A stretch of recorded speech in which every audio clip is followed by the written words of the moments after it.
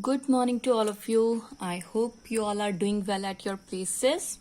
So, in chemistry, next we are starting chapter number 5th, which is periodic classification of elements. Okay, elements. As we know about the matter, okay, present in our universe, matter which is in the form of elements, compounds, and mixtures. Okay, so these elements may all contain only one type of atoms in it. Okay, so there are almost 118 elements present till now the date. Okay, there are 118 element present. Out of these 118 element, 94 are naturally occurring. Okay, other will be discovered by, or we can say find out by other scientists, some scientists. Clear? So total elements, remember that 118. Clear? So now these elements, different elements have different their physical chemical properties, okay, their variations. So there is a major problem that how to we can classify it or arranging that 118 elements according to their properties, or by which property we can arrange that elements. Okay, so here we first topic in your book have making order out of chores, early attempt at the classification of elements. Okay, so now we are discussing some we can say attempts, okay, by which these 118 elements or some lesser elements will be classified as. Okay, so as you know that when we are going shop, if we are taking the example of classification, that what is classification. Okay, so when if we are going some into some shop, okay, this is the like shop. So as you are going in the shop, so you can see in the shop the shopkeeper, there are making a small we can say that boxes or spaces by which they can classify the different items. Okay, if we are talking about the soaps, okay, so soaps, so they can give a one single we can say there a box by which there are different kind of soaps are there now. So again these soaps are also is classified at. Okay, so like that, if I'm drawing the boxes like that, in which there is the in one category we have soap. Okay, there in some, if I'm writing here, is we have biscuits, like that, etc etc. Okay, so now in case of soap also, there is a one is the type of bathing soaps. Okay, so these are also separately placed, and some are washing soap, these are also separately placed. So this is, what is this, this is a classification that they can give a separate we can say space to the separate things. Okay, so we can easily understand that here we have the bathing soap, so we have to take here from bathing soap easily, and we have to take here washing soap easily. There is no so confusion occurring here. Okay, similarly like that we have here 118 element. So to understand that element or to remember that easy way, so we have to classify that element. Okay, so that we can easily understand their properties. Clear? So on the earliest basis, okay, as we discussed in chapter number 3, these are classified as metal and non-metals. Okay, we know that what is metal and what is non-metal and their properties also. Okay, so elements are classified as metal and non-metal, but as we know, there are, instead of metal and non-metal, there are some other elements also which are metalloids. Okay, which are metalloids. Now what is metalloids? Metalloids is the combination we can say that having characteristics of both metals and non-metals. Clear? So this classification is the earlier basis. So after that there we have classification, or we can say that to increase the knowledge of that element and their properties increases. So first point we have is Daubeney traits. Now what is that traits, Daubeney traits? So there in the 1817 there is a person or we can say German chemist named Johann Wolfgang Dubernier. Okay, Dubernier. So he's a German chemist. So he tried to arrange that elements, 118 elements with similar property. Okay, how they can classify it as, it can arrange that element in the similar properties into groups. So what does that mean? That some elements having same properties are arranged in a one group, other having different property are arranged in other groups. So he can arrange it like as it is. Okay, so now these groups, or we can say these some groups are known as traits. TRIADS. So these are also known as Dubernier traits. Okay, so what is these traits? There is some group having the element same properties. Okay, they acquire same properties. So now these traits are, we can say that, arranged in the increasing order of their atomic masses. Okay, how they places as, they places as increasing order of their atomic masses. How? If I am writing here three elements, like I am writing here calcium, strontium and Ba. Okay, so these three elements, so how it is arranged? It is, as I am saying, arranged in the increasing order of their atomic masses, and the element present in the center is the average of the atomic masses of the first and third elements. Okay, so we know that for calcium atomic mass is around 40. Okay, if I'm writing 40.1, and for barium, here we have atomic mass is near about this. So when we are doing the taking the average of that masses, so it may be near about 87.6. Okay, which is the actual, or we can say mass of SR is 88, around 88.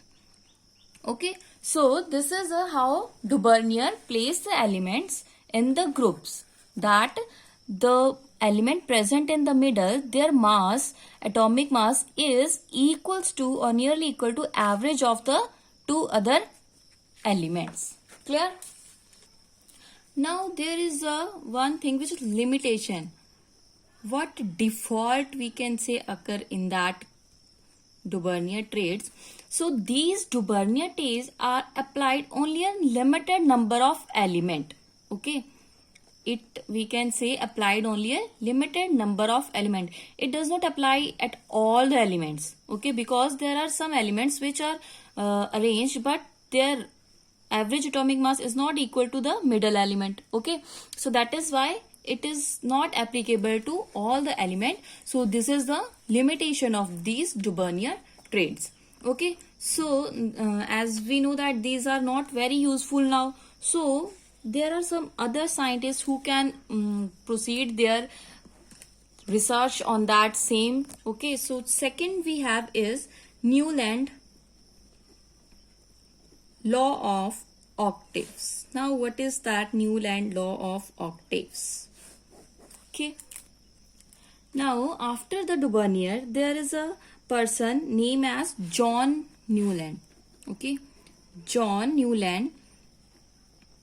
They further start, or we can say they studied that elements and their properties in 1866. Okay, so they can arrange the element according to their increasing atomic masses. Increasing atomic masses, they can arrange the elements. Okay, so he started the element having the lowest atomic mass, like first one we have is hydrogen having smallest atomic mass, and ended up the having element larger atomic mass. So we can say thorium. Thorium at that time is the, we can say, 56th element. Okay, till then there are only 56 elements are there, so he can place it like that. Clear? So he also find that Newland that there are every 8th element having the same property to that of the first element.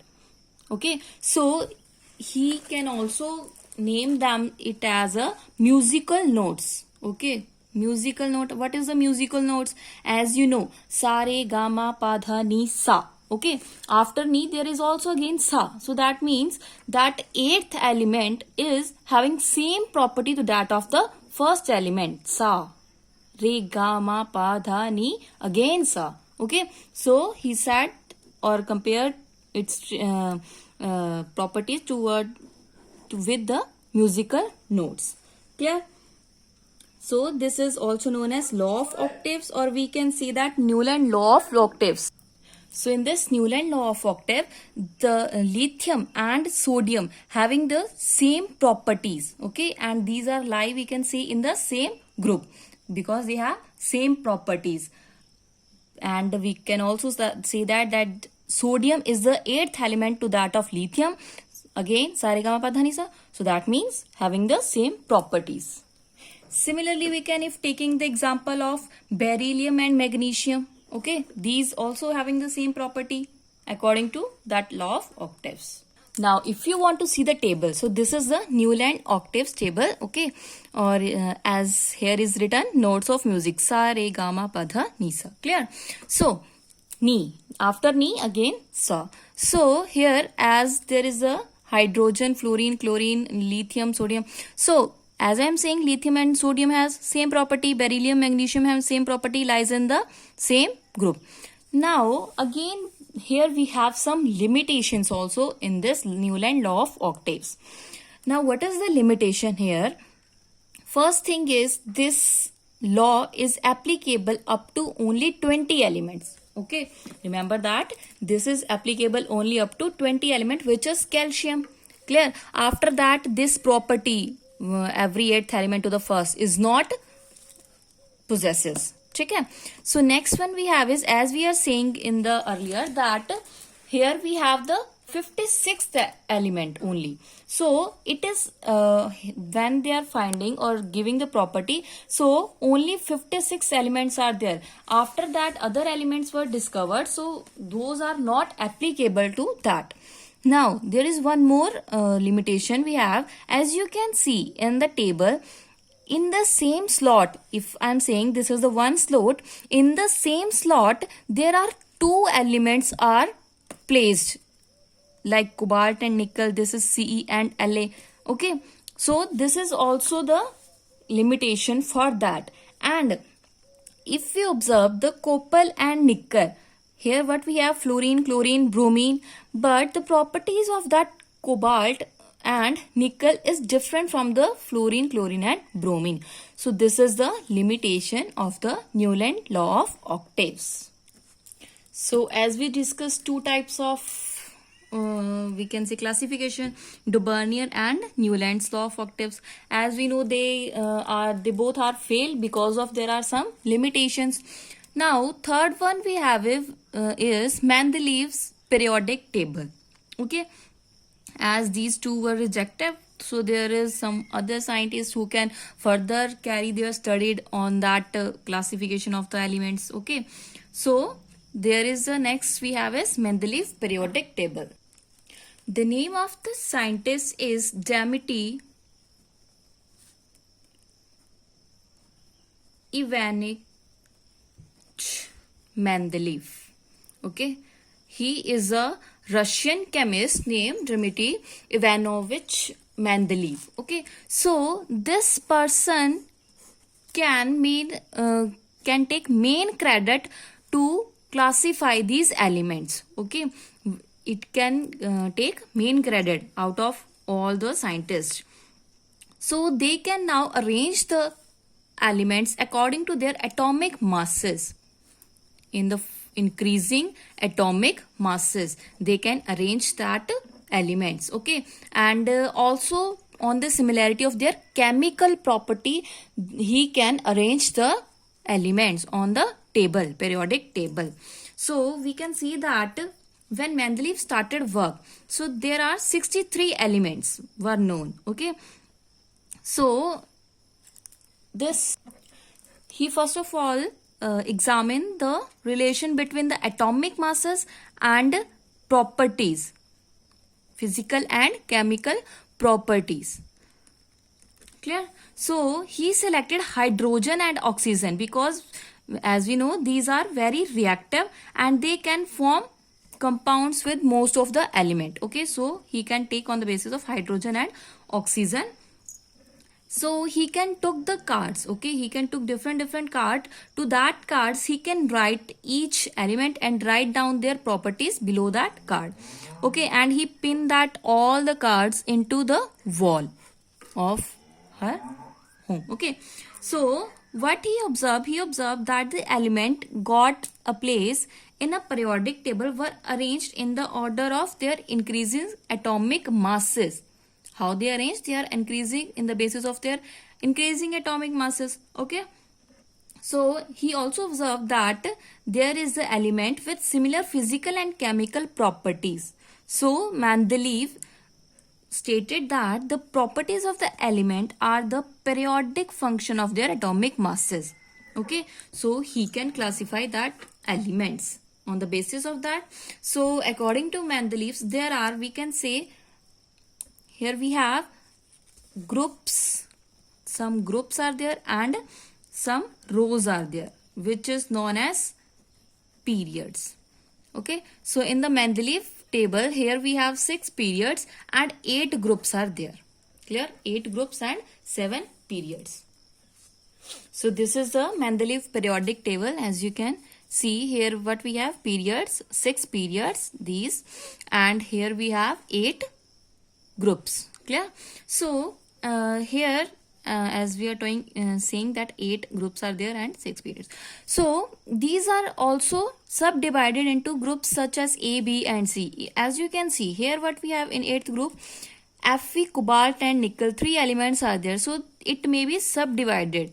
A, B, A, B. There is a subdivision of the groups. Okay, A, B, A, B. So as you can see, some are writing in below of A, some are writing in B.